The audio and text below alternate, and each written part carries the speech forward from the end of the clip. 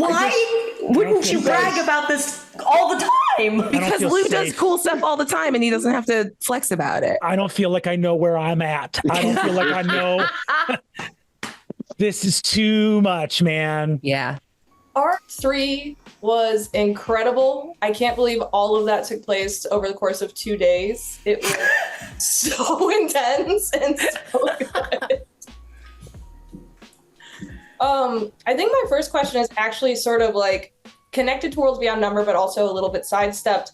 We have Misfits and Magic Season 2 coming out. I think my question is kind of the experience of going back into that world. How did it feel after playing together for so long in this world? Did you kind of notice a difference from your experience with Season 1 into Season 2 because of Worlds Beyond Number? I think from my end, I absolutely did. It really was a getting to know you for most of the people. Like I knew Erika probably the longest before stepping into Miss Mag that first season, but we hadn't played together. So we didn't have those kinds of reps and that kind of rapport, and like didn't know Lou at all.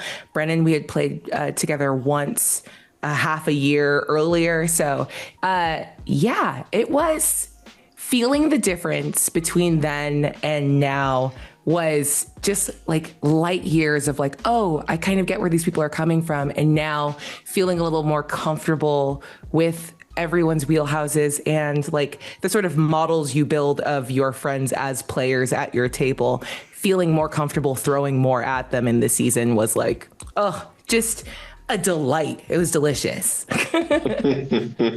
the absolute tapestry of fictional people I have been in concert with, the fictional people my friends in this interview have been, is simply staggering.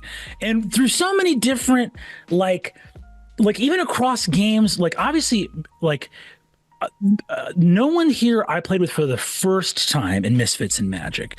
My first time playing with Erika was Escape from the Bloodkeep. My first time playing with Aabria was Pirates of Leviathan. My first time playing with Lou was in an untelevised home game where Lou's friend Sean made buffalo chicken dip that I still think about to this day and has been referenced in media across. That's so real. Brennan never forgets a meal. I never forget a meal. Yeah. You know, and then now, but like, so doing Worlds Beyond Number is so special because I have been, you know, me and Lou have played live shows in the UK, and then Aabria and ran a game that me and Erika played in for D&D. Me and Aabria and Erika played as PCs in Jasmine Buller's game for D&D Beyond. Yeah, and then I've played at I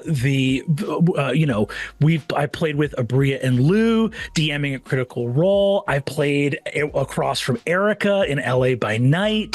Like, I've known these people fictionally in a profound way. And I know that sounds provocative, but it really is just the cleanest way to say it. I've known these people fictionally in a profound way.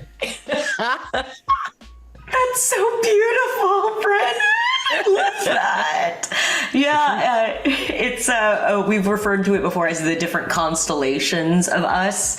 Yeah. Whenever, like, yeah, it's truly Miss Mag was the first time where we were like, oh, that's like, okay. And then since then, all the different configurations that we've had have kind of all yielded really legendary results. Not to toot our constellations horns. Toot, baby. Yeah, and I think it's so fun now seeing somebody snipe a shot. Like whether it was when I ran the little one shot for Lou and Aabria for the children's adventure, and I did something and immediately they pick up on it and it pays off at the end and I'm like, you guys knew, or the moment with the scarf in I just will never forget Brennan's face. Stone cold, man. Stone cold got me. You know, there's just a depth and a scale that I think that our storytelling has grown in, and I think that's reflected across all of these projects that we're involved in now. We go deeper and we go wider every time. the beauty of Worlds Beyond Number is that the wonderful times we have had playing, telling stories together all across actual play, come together and have a chance to do something really grand in scale. And that, I think, is what Worlds Beyond Number does that is really meaningful to me, is a series of relationships honed through these artistic works that I think all of us are very proud of. And then we get to jump into Worlds Beyond Number and really settle on down for a saga, which is, of course, the kind of storytelling that I'm the most drawn to, is that surging saga, the epic tales, the tales that you grew up hearing. Worlds Beyond Number. It really is a moment where the training weights are off. Yeah. And then Lou, I'm so excited for Eursulon to have a quest that is all to him. I love that it's connected to him being of the spirit world. I think that's so cool. What are you excited to explore with Eursulon having this story outside of Ame and Suvi? But at the same time, what will he take from his experience in both Ame and Suvi's world? Well, I'll tell you, we have done a little bit of chapter 4. So there's something that I'm going to try and toe the line because I think you're asking the right question. And I think it has been incredibly exciting to kind of evolve Eursulon into this new space that is he has his own engine that he puts his own fuel in now. And I think that the beauty for me as the player is to kind of guide it with all of the rails that he's been given by these experiences. Very much his car, very much he's behind the wheel. But I think that there is this depth from being with an Archmage apprentice and the Witch of the World's Heart that is like, I'm not just out here doing my thing. Like, two of the wisest, most intelligent people in the world have got my back and have been kind of, I think in many ways, nurturing Eursulon to kind of have the confidence and poise to execute on this quest. These things don't happen without, Eursulon never finds this quest without Ame needing to be at this coven. And he doesn't have the training to execute it without journeying with Suvi to the Citadel.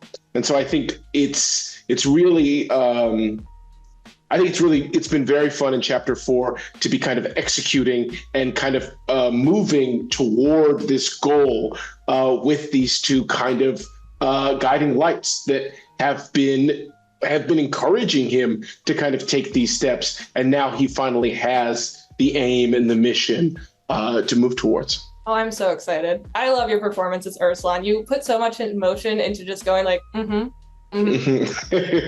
good. Yeah, it's important. I think I think there's something in it that's Eursulon has spent a lot of his life alone. And I think that there's something to that is like, when he speaks, it's important because for a lot of his life, he was saying very little. And I think that I'm glad that kind of resonance is there, even in those small moments. I love it. And then Aabria. Oh. What? I don't like how this began. She's like all back again. She like ended the last arc with her friends running off, and then ended this arc with her running off, and her boyfriend is kind of in some trouble. Mm-hmm.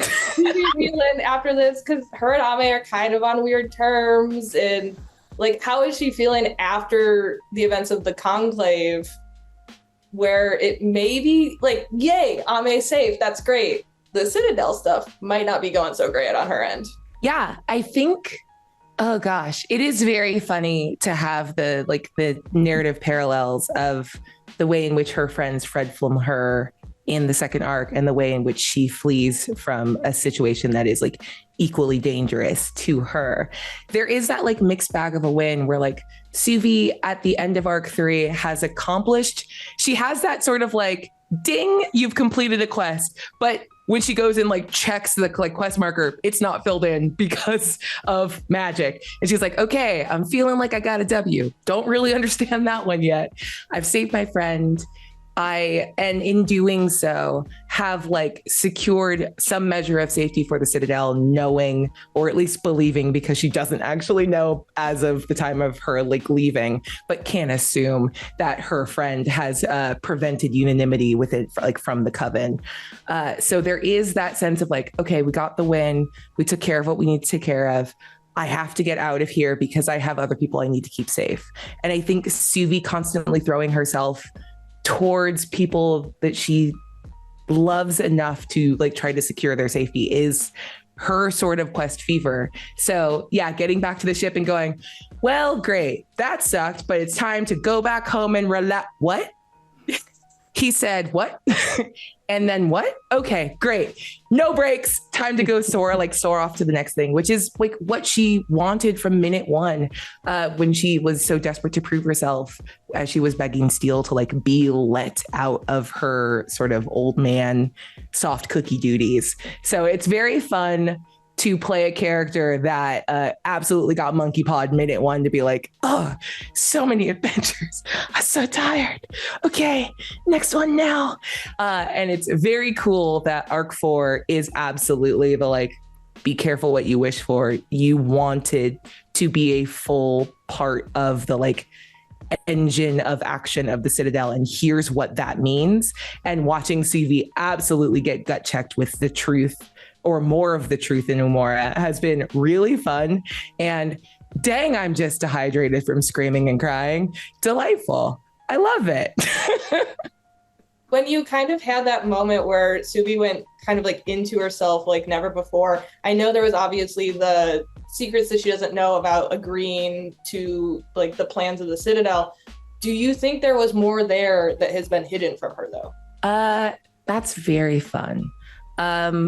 I think sort of Suvi's belief is that if there's this, what else could be there? Like it's finally opening the aperture of her trust to go like, what did I consent to?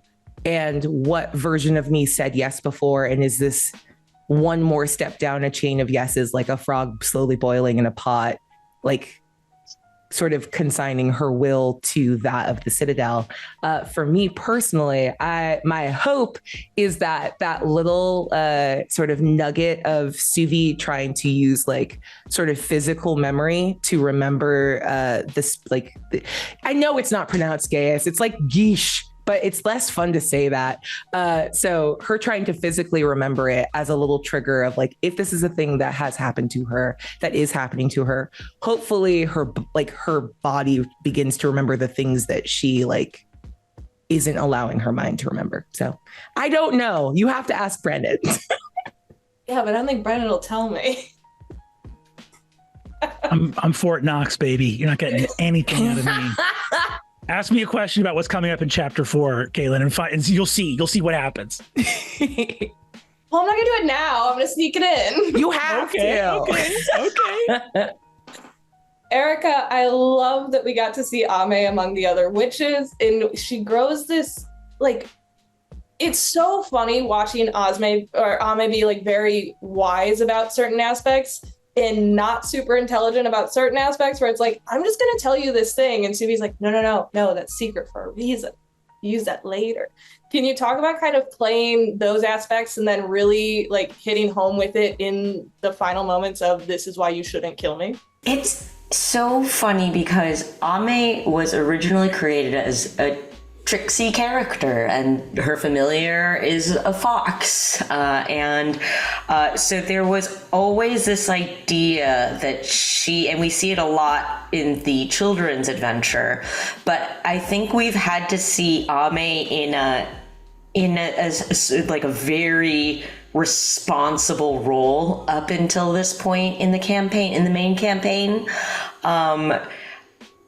Whether she succeeds or not in those responsibilities is up for debate, but she has a sense of duty and is always moving from the next thing. Like, okay, we break the curse, we find Eursulon, we find the sword. There's always that next thing, and I think sort of mostly, we talked about how witches by default don't tend to go on adventures, you know? That's the whole thing, is they build a community, they are NPCs in others' lives, they are sort of catalysts for things to happen.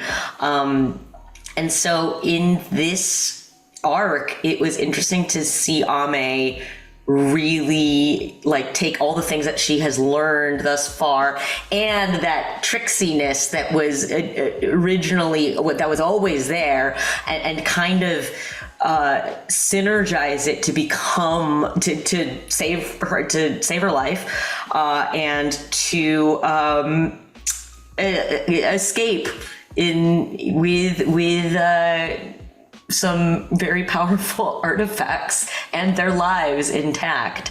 But I think it's really cool to see that Ame's strength always lies in those she keeps around her, whether it's Suvi, like bringing the evidence, or Eursulon, just like, you know, drinking and defending other spirits, or you know, the spirits that she meets there at the conclave. I think, yeah, it's having Ame's station and her personality kind of come together to, I think was very, very fun this arc. And Quest Fever Ame is one of my favorite Ames because it was, let's do this thing. All right, we're running. I love it. So. Weirdly, I think that's when it's easiest for me to play Ame. Like, I think that's when we're like drift compatible the most, of just like, yes, okay, we do this. We're going to do this. Like, we can justify it later. Because I notice, you know, Ame speaks haltingly and has to think and work really, really hard to sort of be in a conclave setting and say the right thing and do the right thing. But when it's like, do we swallow a bunch of keys and take these things and kidnap this child, then yes, the answer is that's easy peasy. Like, clear decision. Awesome. I love it. Brennan. Yes, Caitlin. Talk to me about the world building of like the Coven of Elders and how you decided which stations were still around versus which ones weren't filled anymore. Oh man, that's such a great question. I love the Coven of Elders. And what I really wanted to do was, we had just had chapter 2, which was basically like, let's take what you've seen of wizardry and fan out the deck of cards and show you all these wizards and all this stuff going on in the Citadel. And here's what it's like for the war mages going to war, and the Archmagi, and here's the artificers down in Haverward, and here's Suvi and her apprentice and all this stuff like that. And then we were going to witches. I just really wanted to, there's something fun about the word that comes to mind is exponential, where when you do a little bit of world building, you can do your world building in a way that starts to indicate a pattern, right? So if there's Ame, who's this shrine maiden, witch of the heart, something else like that, and she starts meeting these other witches, and they're like, I'm an evil shrine maiden. It's like, well, we're all shrine maidens? Like, what's going on exactly?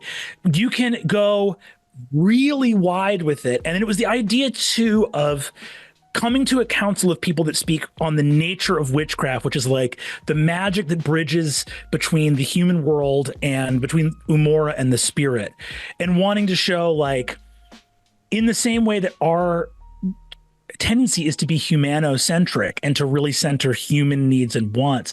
The idea of being like, okay, humanity gets a vote, and then bugs get a vote, and then trees get a vote. And you're like, wait, our vote, there's I think a natural human part being like, well, we should get more votes. And it's like, no, the dark gets a vote. You know, like that you have this world. There's a bug witch.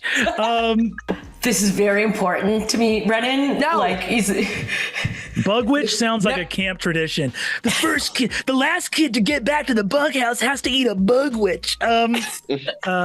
So I think it was like picking if I'm being honest, and this is like really giving up the ghost on my world building, I was like, what are the 4 witches that put Ame the most on edge? What are the 4 co-workers when you show up to the new office where you're like, oh, I gotta catch up. This woman's got a bunch of extra knees and an arm in her chest, and my symbol is a rolling pin and a basket. Ooh, we gotta hustle. Yeah, Ame, you need to get weird. Your body's shaped so normal. I brought brownies to like the grand feast. Yeah. That's crazy. Yeah, there's like Pinhead as a Cenobite, and you're like, I had lemon bars. But yeah, it was that feeling of and especially thinking about like other polar elemental stations that all would feel so removed from Ame, but clearly not be like each other. You know what I mean? Like, Indri's not like Marara. The energy is not similar between them. So it was really like about creating a feeling where Ame's view of what witchcraft is would be really challenged, not only by how potent and powerful these witches are, but by showing how vast witchcraft can be. And that you get there and go, oh, they're all older than me, but also my station or my domain is but one of many, right? And that was the goal. And I'm curious, who, other than Ame, who is each of your favorite like members of the Coven of Elders? Ooh. At the end of the arc, I have a very clean answer. I can say it definitively. Okay. Okay. Is it wrong for me to go first? Is the DM? Does that feel like cheating for me to go first? I mean, well, it's like I'm allowed to. I mean, yeah, I don't think so. Yeah, I think you're good. I love who I love. You love who you love. Yeah, I bet Brennan's gonna say Hakeya. It's Hakeya. Yeah, it's Hakeya. Obviously, clearly. Yeah. Like, in terms of someone that I was able to lock into, and who I think has all of the fun parts of being deeply human and understandable, and then probably a nice solid chunk of things where you're like, oh, that's an immortal. That's like where it's like, she's so sweet to Ame. She really likes Ame, and her view of life and world and events. So, there's that moment of being, spoilers, where she's like, you've done so well, Ame. Congratulations. The woodland green votes for war. And I was like, that pivot where you really are, where Hakeya sees the vision of the Coven of Elders more clearly than anyone. Where it's like, no, you and me are opposed on this vote because we should be. Yeah. You did everything right, and you don't feel bad about your vote. From your station, you did exactly what you needed to do. We are going to go to war. You don't have to come with us. And that's how it should play. Is like, there's something about that worldview that I don't know how many characters I've played that have a fun point of view to play that cleanly. And so I really like Hakeya a lot for that. I do think Hakeya is the perfect way I thought about my grandma when I was a little kid. Like, oh, you're immortal and the kindest and scariest person I've ever met because you're ancient. And I don't know why the phrase cut a switch makes all of my baby cousins cry. Interesting. So yeah, I love Hakeya. I think I'm a strong Indri stan all day long. She's the perfect mean girl. I love her. Yeah, I just wish I was as slick as Indri, I think is. Yeah, she's the goal. Like, right? Like, I wish I could, like, she has a whole massive library, but it's just her. Like, why have multiple desks for studying in the library if it's just you and you don't want anybody around? The dream. Perfect, yeah. But Hakeya is, I think it's Hakeya for me. I think completely disconnected from the reality of the situation and focusing solely on the aesthetic. Gotta go with Grimoire. It's just pretty sick. You know, like, you know, you got unnaturally big hands with claws on the end. You wearing skins. I mean, just imagine if everywhere you walked in, there were 6 big cats. That shit is crazy. You have a pride with you wherever you go? Come on. You're right. Posse is strong. Damn, that was compelling. I bet that smells fucking awful. But the aesthetic, clean. Yeah, but it's like if you're with them all the time, you just get used to it. I'm sure. Yeah, exactly. Right? You know? It is the ultimate power move to walk into a room and have a bunch of Bengal tigers and just be like, that's like, I'm impressive, but also I walked in here with 6 tigers. That's very, very cool. This does feel like Marara Erasure because she's so crazy shaped. She's so crazy shaped and so creepy. And she's banging the man in black. And we really have to give it up to her. She's not first in our hearts, but she got it. She's getting it in there. Favorite, and I think that really says something. You're right, There Lou. you go. You're right. But I do think it's very fun to take the Queen of Darkness role, to take like what should in a typical high fantasy be like, that's your Maleficent, that's your big bad. Yeah. And instead to have it be like, actually, she is the second youngest and kind of lowest status. And because I think Aabria put it this way, which I love, because Ame is Rookie of the Year, Marara actually now has like somehow an even lower status. You know, so it's like this horrifying thing. It's like, I have never seen that trope before. I've never seen a Queen of Darkness character kind of get dunked on by her coven and be a little bit, you know, Marara is incredibly powerful, but like compared to, it's just like, hey, if anyone that makes it to the NBA is an incredible basketball player, here's who you're playing. Hakea and Indri and Grimoire are at this level, and we see Marara get a little outpaced, even down to like not having a retinue. I also think that one note about Indri too, that I do have to give it up for Indri, was just it's very funny because we got a lot of, I think we got questions from our fireside about in that moment where Indri also votes no, and people were like, why? And that was fully improvised. And I'll tell you right now, there's nothing about that character that would have voted yes in that moment. Like, it was just a funny thing of like, oh, of course she votes no. She has to vote no. Nothing's for free from Indri. Her vote for that like cemented it. That was the good to great moment of like, oh, she's a mean girl. She's cool. Oh, one, like, oh, you voted no, so you can ask for one favor at a time. Oh, she's a killer to everyone. She's perfect. I love her. Incredible. Hell yeah. I love it. And she's a big old polar bear. Come on. Yeah. Really nice somehow. Yeah, he's very cool. He's very respectful. Like, other than the fox, who is the greatest NPC of all time, definitely the best familiar. Closest Labs.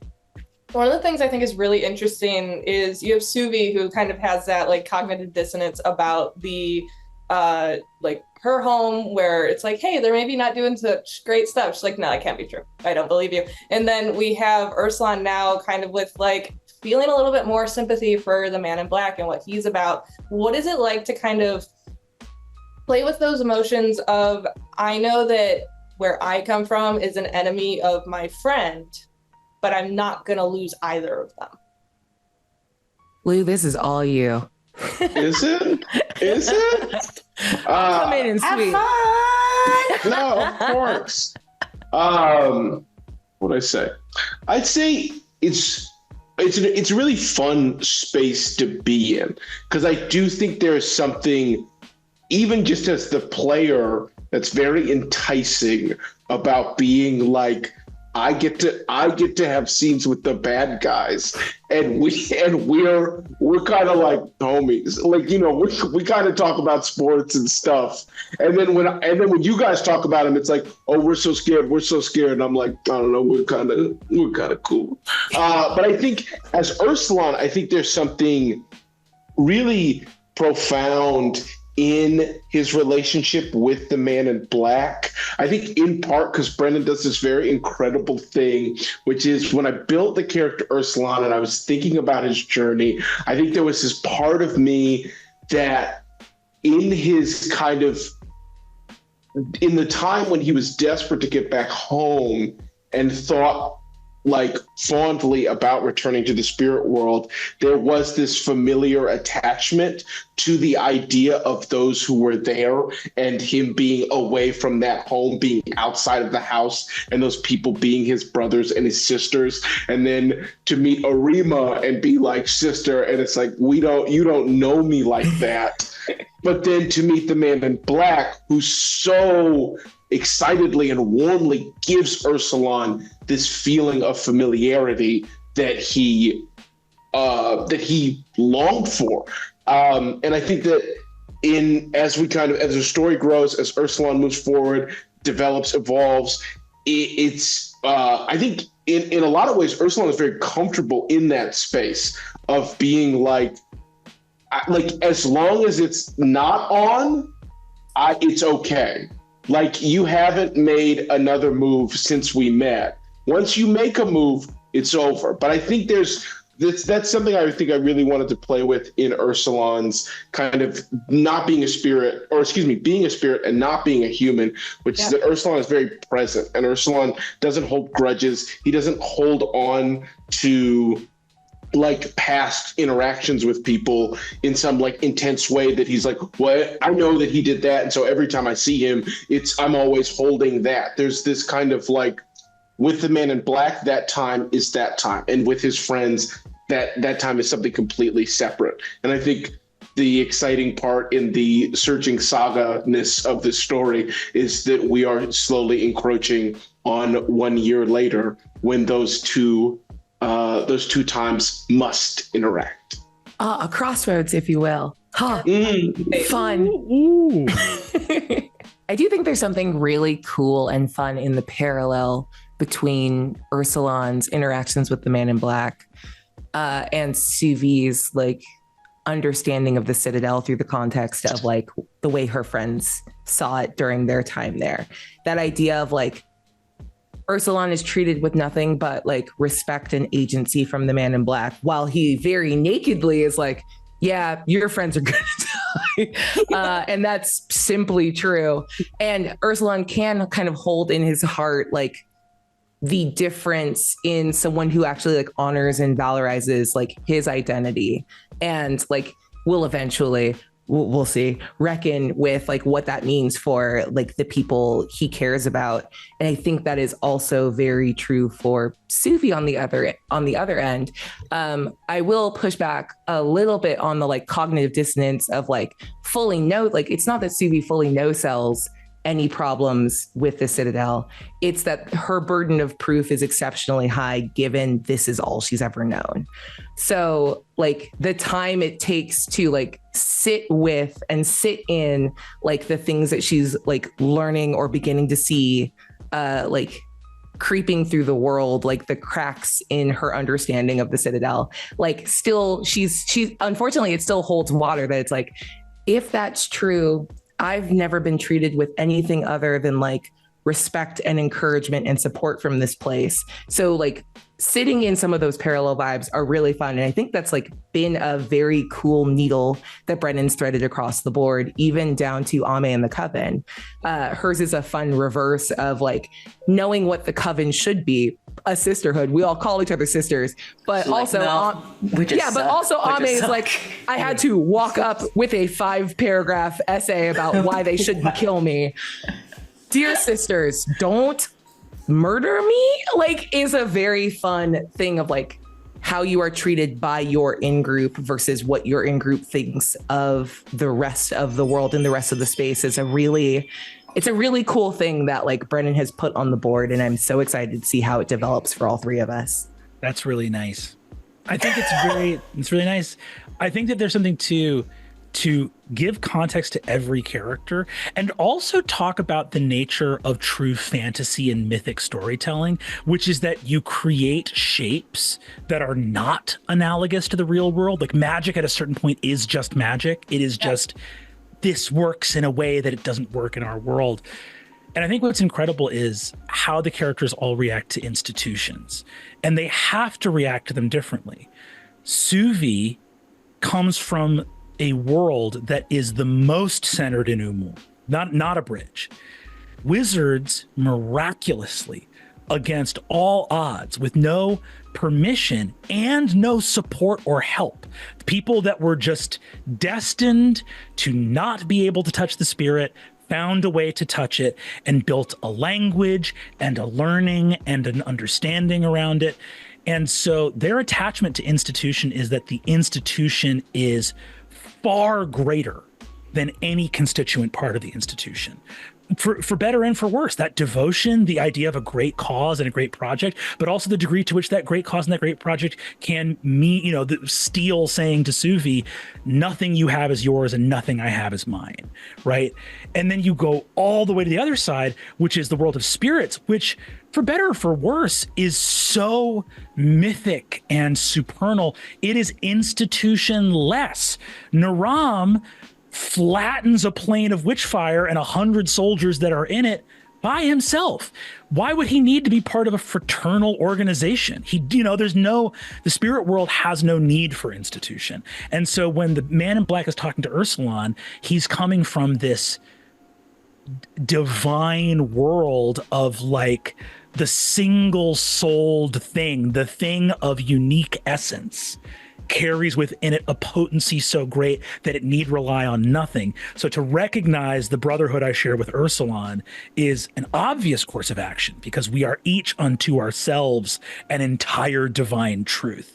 And then for Ame, it's as like witches being the bridge. It's a bizarre thing where it's like, it's not institution-less like the world of spirits, where the man in black is like, I want you, Eursulon, to wield my sword. This is a personal relationship. It will not be mediated through some cause or institution, nor is it like the Coven is what matters and any witch would be lucky to give up. It's like the institution exists to serve the power and might of the individuals on it. It's this weird middle point between the spirit and the mortal world of like, Hakea made this coven to solve a problem of like, we need an institution to help mediate the great power of the witches that are here. And so this sisterhood, you need to be polite, but you don't have to try to not kill somebody. Like that's a wild, it's like a weird meeting point between the world of institutions in Umora and the world of the deeply personal and mythic in the spirit. It's interesting when we formulated so much of our characters and helped inform Brennan of the story, we talked about the strength of a triad, the idea that we three represented the characters, each represented different points of view, different cultures, and how it's like past, present, future, and just all these different ways in which the three of us could have such distinctly different but complementary points of view. And it's really interesting to see that, especially in this. Because in some ways, like we've seen the most, we like for the second arc, we got to see Suvi's world and like understand her and her world more. And now seeing witches, and it's like, it's not really an institution. It's just a bunch of people that are trying to mediate everything else. But we really haven't actually seen a ton of the spirit world yet, which is interesting. I would also say too that like the Coven, it's very interesting, I think, to me, because like the Coven is an institution. It's just that its purpose is to mediate.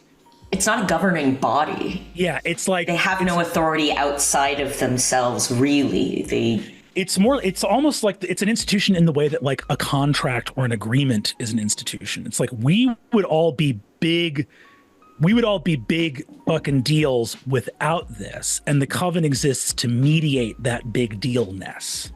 And it's an interesting thing because it's like I don't know why I went here, but there's that old thing about romantic relationships, which is it's like, is the relationship the project or is the relationship the vehicle by which you do the project, which is life, and which is, you know, like, and people have different feelings about that. I know where my bread's buttered, but people have different feelings about that for sure.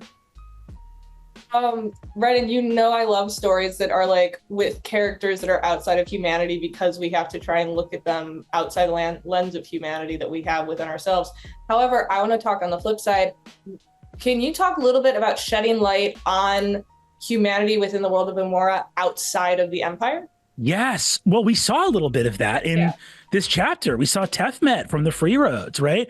We've seen, and I think in chapter 4, we're going to see some of that as well. Humanity is vast and expansive, and the human world in Umora is, and also even like within the context of Empire, humanity is vast and very different. Like, we started in a comm, which is in the Empire, but as you can see by like the problems with the traveling door and yada yada, it's like at the very furthest reaches of the Empire's influence, right? And then there are, I think, a tremendous amount, and we've heard about Ruv, we've heard about Gauthmai. I think the main thing to bear in mind with humanity in this setting is just that it is as multifarious and anti-monolithic as you could imagine it to be, even down to the very fun human moment of just dealing with changing generations and technologies and cultures and how things change. You know, I'm thinking about Grandma Wren having the conversation about Ame's immortal ancestor, the warlock who promised his soul to the moon and had to look after his descendants. And Ame was like, he's looking after me. And Grandma Wren was like, well, he's like 40 generations back, so he has exponential growth. The guy's got thousands of descendants, and you know, it's like, or not even 40 generations, like more than 40 generations. And that's everyone.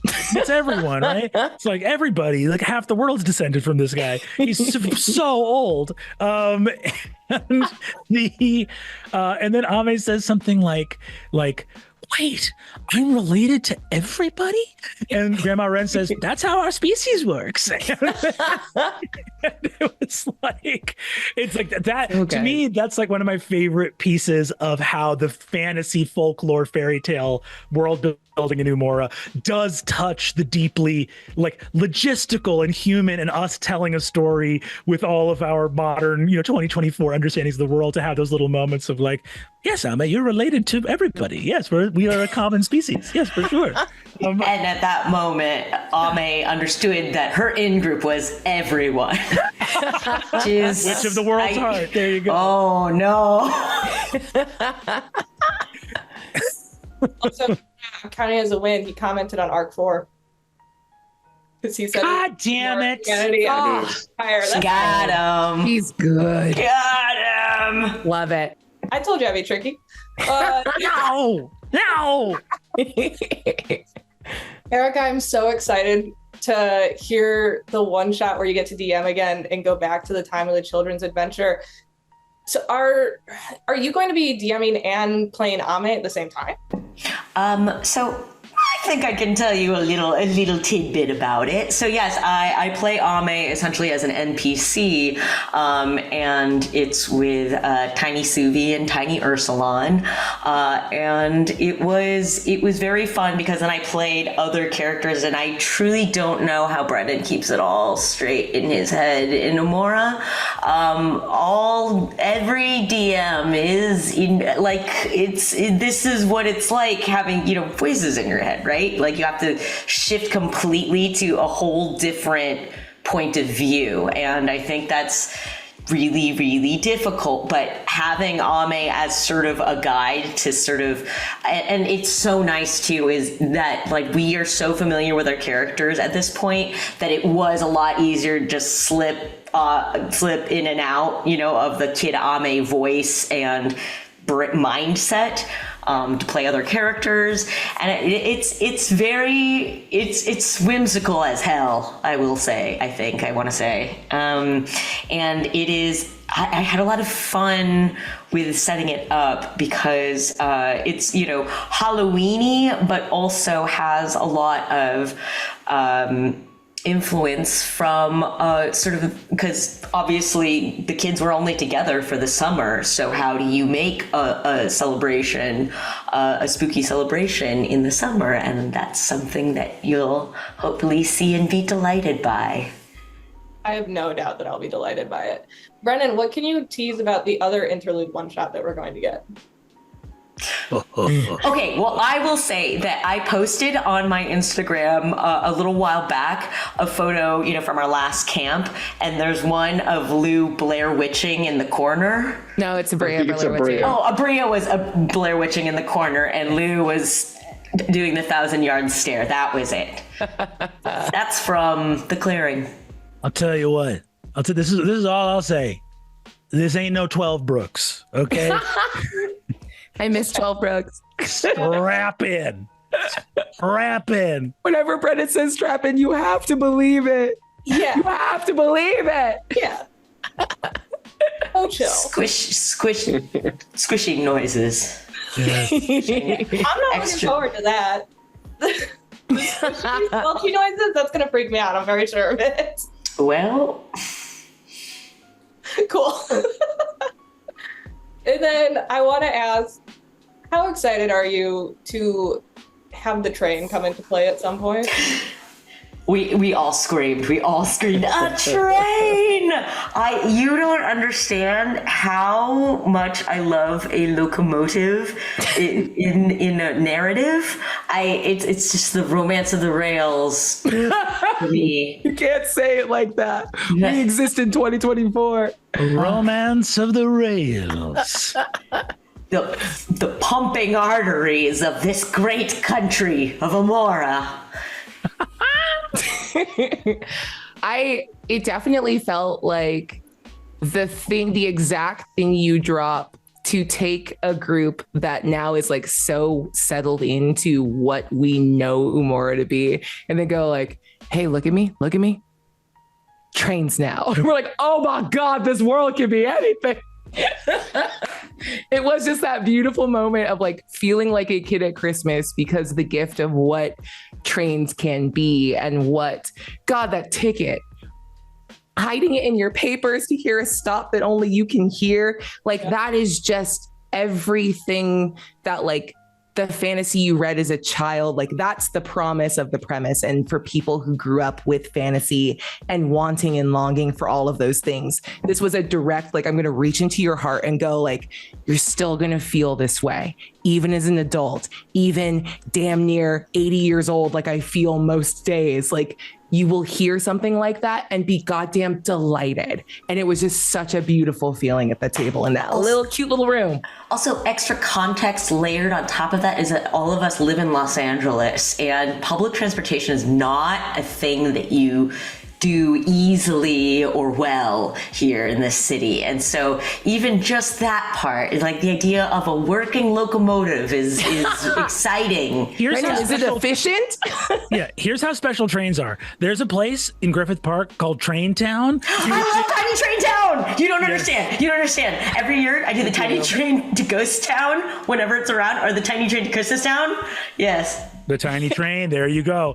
I've been to a lot of birthday parties at Train Town, and it is wild. People, it's just a tiny train and then some big trains. The big trains don't move. They're just there. Look at. You look at them. These kids are going buck wild. They are looking at big trains and they're going, that's the shit I'm talking about. Some of them pre-verbal. There is something in trains that is so great that even kids that don't know the history of industrialization are like, this is exactly what the doctor ordered. I love this big thing. I think at like the height of my like sort of jock riz, there's like a big volleyball festival that happens in Sacramento, or at least it did when I was a youngin. And I remember being like a senior, in the year before you go to college, going to this massive volleyball tournament in Sacramento, and everyone was kind of like, so what else is there to do here? And they're like, there's a train museum. And we're like, yeah, dog, let's go see those trains. The coolest kids you can imagine, at the height of their, all I care about is doing my sport really well and being cool in school. We're like, yeah, let's go see those trains though. I bet they kind of slap. And we all had a good time. It was just 40 volleyball teams being like, these trains are dope. Get this picture. Choo choo. That's what the heart wants. The romance of the rails. Romance of the rails. Lou, do you have any thoughts as the one that actually got the ticket? I do.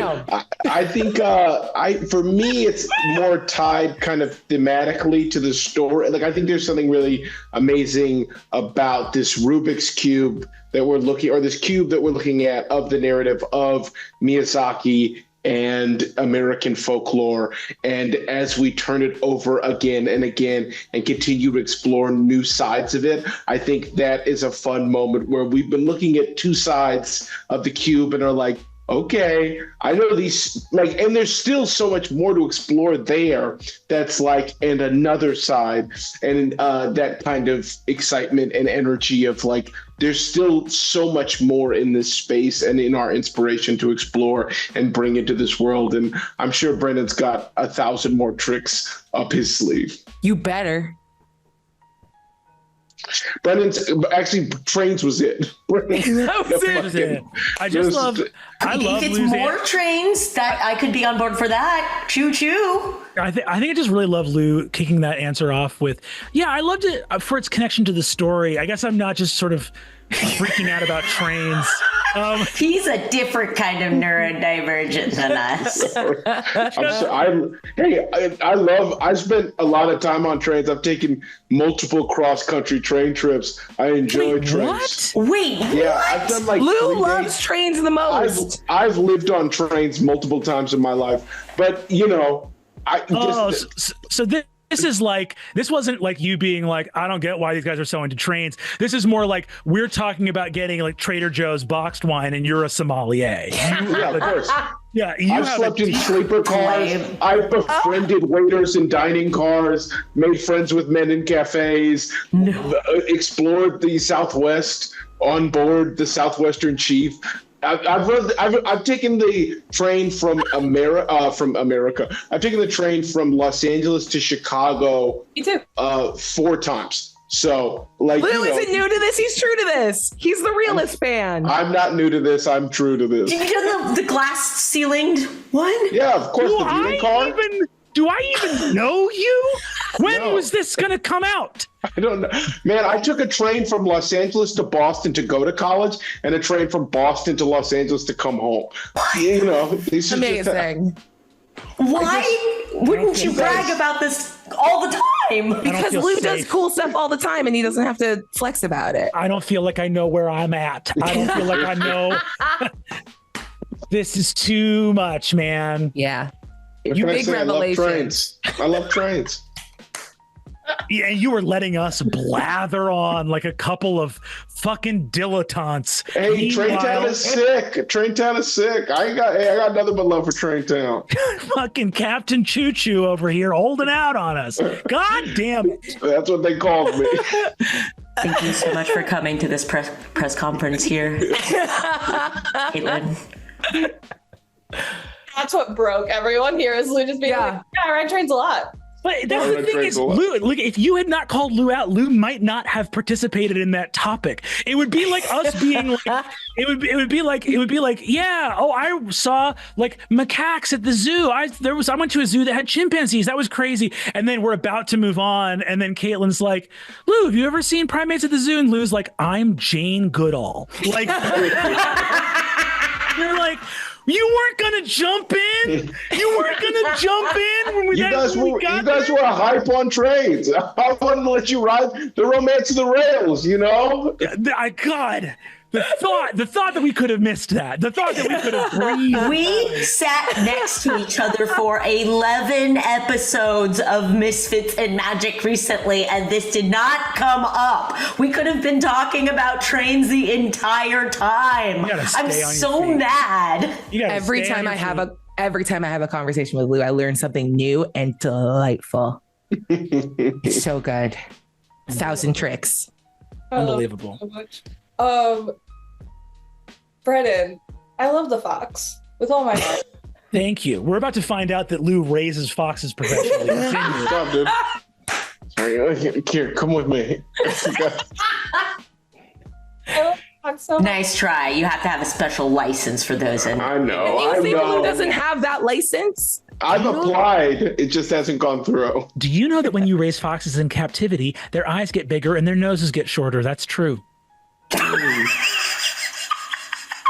Is it because they're trying to be people? Are they like animating themselves? It is a very observable in fox generations. However, there is a general trend in the domestication of animals for them to get cuter. That's a real thing. Yeah, that makes sense. Sorry, Caitlin, you were going to ask about the fox? Was I? I don't know. Who could say? No, it's gone. What was like maybe your favorite moment in arc 3 of like getting into fox mode? Because he had some really big MVP moments as the fox. I do love just straight shooting Suvi like, yeah, it's bad. Oh yeah, when the fox is delegated as the guy who's going to break the news to Suvi. That is horrific, by the way. We have to talk about that. My two best friends in the world see me in crisis, and they look at each other for too long to see who's going to break bad news, and then the fox goes, "I got it. I wasn't really listening, but it seems pretty bad." And you're like, "Oh, well, I'm going to turn into dust. Thank you so much." I think weirdly, my favorite moments with the fox in chapter 3 come about due to, I mean, he's a great little spy for Ame. That's really fun. He actually does his familiar job really well in this arc. He scoots into the Library of Stars. He finds Tefmet's room. Like, he's a nice little snoop. he wakes up Hakea. I loved his sprint to go wake her up. Running across sleeping predators and jumping through vines and getting there. Hey, lady, wake up! I actually think my favorite moments of the fox this chapter are the moments that he got closer to Suvi. Oh. Because I feel like that's an important. It's like as Ame and Suvi are being very rocked by the events of this chapter and ending on a note of probably the most distant they've been since the end of chapter 2. I think the fact that the fox took several points. There's one point where he jumps in Suvi's arms and licks her face. There's another where he says something along the lines of like, "Boss, we've got to be more like Suvi," talking about keeping secrets. And I think there's something the fox is not Suvi's heart. He's not her emotional core. That's her. But he is this weird spiritual extension. So there's something about as Ame and Suvi's friendship is being really challenged, that some part of Ame's soul is reaching out to Suvi. It felt very, very lovely. There's something very pointed in this chapter. I think those are my favorite fox moments. And I'm going to give one little hint to arc 4, the fox. There is a moment where the fox comes into his own as like a familiar of the Witch of the World's heart, that like it was so cool. And you're like, oh, this is what it is. And like, I just love that elevation from like the fox as like a way to like relieve tension and add a little levity, but like the fox really in the pocket of doing what he like exists to do was such a fun, like, oh, it's real here now because the fox is doing his job. Oh no. Oh, I love him so much. He's so dear to my heart. Yeah. Perfect. What is one thing that each of you can kind of tease about your character's arc in arc 4? It doesn't need to be super spoilery at all, just maybe like one little, like a sentence.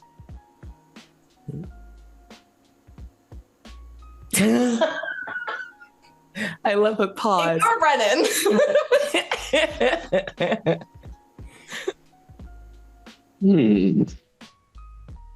Ask me the question one more time. Kind of like one thing you can tease about your character's arc in like the next like arc 4, chapter 4.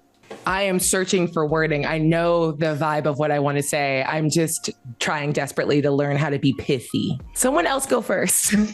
I'll give you mine. It is, I'll give you, how about this? Caitlin, how about this? The clear, white light of purpose. Ooh. Yeah. I love that. Aabria, follow that with pithy. Okay, even briefer, but I think will make sense. Suvi arrives. Nice. Oh shit. You have one word, Erika. It's just ame. Yeah.